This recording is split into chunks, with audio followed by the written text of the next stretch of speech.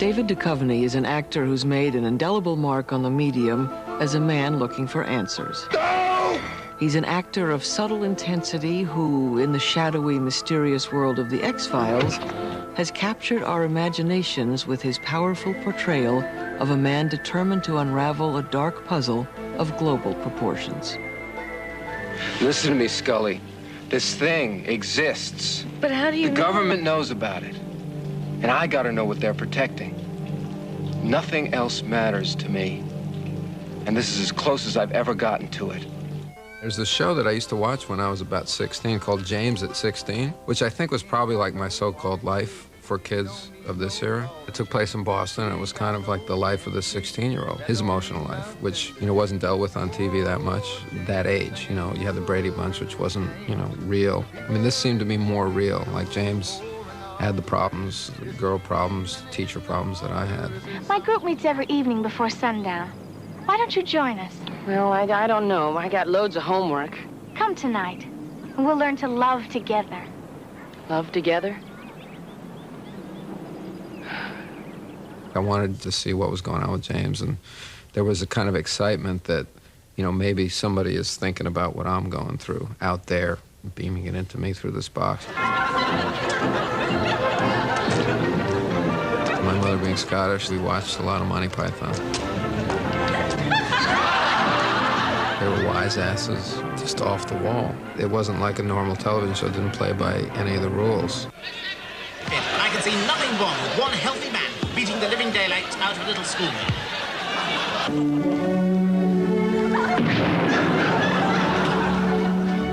The English are very funny because they have the vulgar humor and the intellectual humor, and here's Monty Python, like, putting them together for me.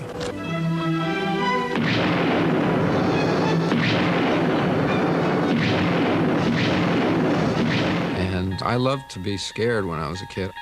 Saturday afternoon, I used to watch some TV, so I'd watch Twilight Zone sci-fi. We all love that. There was one, I think it was Agnes Moorehead. This was a real spooky one for me. She's being harassed by these tiny little spacemen. And, you're really pulling for her. She's this woman alone living in like a farmhouse, and you can't believe these little spacemen are trying to hurt her. And you're pulling for her to crush them, and then right before she does, you find out that they're actually humans, and she's some huge space alien living on some other planet.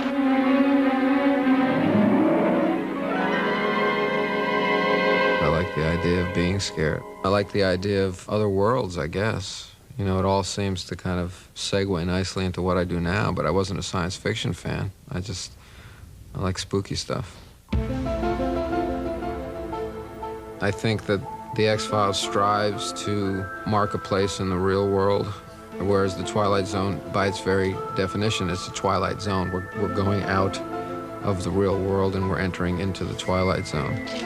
And what the X-Files tries to do is kind of bring that stuff into the real world and react to it as humanly as possible. If it's not human, what is it?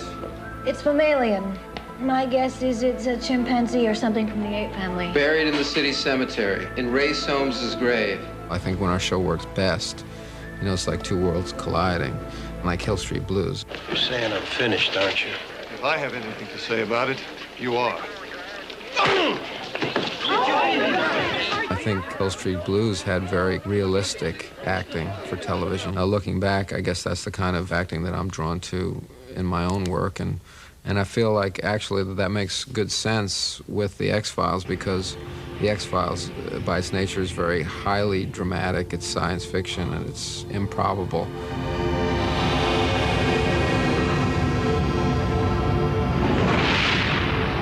And to have a realistic acting style undercutting that, I think that's an interesting thing for television. What are you gonna do? I'm not gonna give up. I can't give up. Not as long as the truth is out there.